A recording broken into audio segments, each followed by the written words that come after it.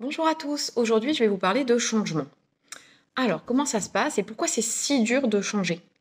Alors on dit que les hommes ils acceptent que le changement en cas de nécessité. Et quand est-ce qu'on voit la nécessité? La nécessité on la voit en période de crise. Donc c'est pour ça que c'est si dur de changer et qu'on est parfois tenté de rester dans notre zone de confort ou alors de faire des changements, on va le voir, qui finalement n'en sont pas. Donc il y a deux types de changements. C'est Gregory Bateson, qui est fondateur de l'école Palo Alto, qui a défini ça. Il faut savoir qu'il y a le changement de type 1 et le changement de type 2. Dans le changement de type 1, on va changer une partie du système. Alors, par exemple, je vais vous donner un exemple, c'est imaginons que vous prenez votre voiture. Vous vous dites, ouais, j'aimerais bien être plus écolo. Et bien en fait, pour une des solutions, ça va être de rouler moins vite. Voilà. Mais finalement, on ne change pas le système. Vous continuez à prendre votre voiture. Vous voyez que ce n'est pas un changement de tout le système. Ces changements, ça peut maintenir un équilibre, ce qu'on appelle homéostasie, un état stable. Donc ça peut marcher. Mais très souvent, ça ne suffit pas. Donc dans ces cas-là, il faut un changement de type 2. C'est un changement plus profond, c'est-à-dire qu'on va changer tout le système. Les crises d'adolescence, les crises de milieu de la quarantaine sont des changements de type 2, où on remet tout le système en question. Donc je pense que là, vous voyez mieux l'importance du changement.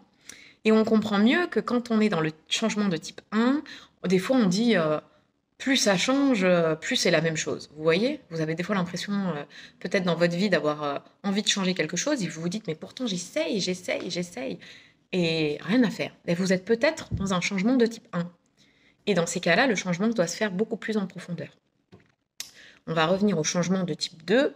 Donc ce changement qui considère qu'on s'attaque à tout le système, on remet en cause tout le système, il va nécessiter des nouveaux apprentissages. C'est pour ça que c'est difficile. On va aller vers l'inconnu et par exemple pour des personnes anxieuses, c'est pas toujours facile.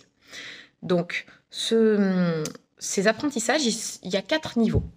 Il y a le niveau 0, qui est un apprentissage quasiment inexistant. Le niveau 1, qui est par la récompense, c'est un peu par des stimuli, vous voyez.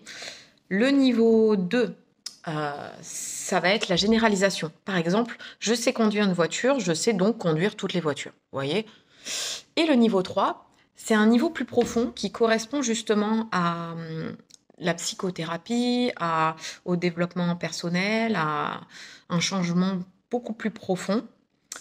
C'est par exemple, imaginons quelqu'un qui est agressif, il va avoir un besoin d'aller dans des niveaux d'apprentissage de niveau 3.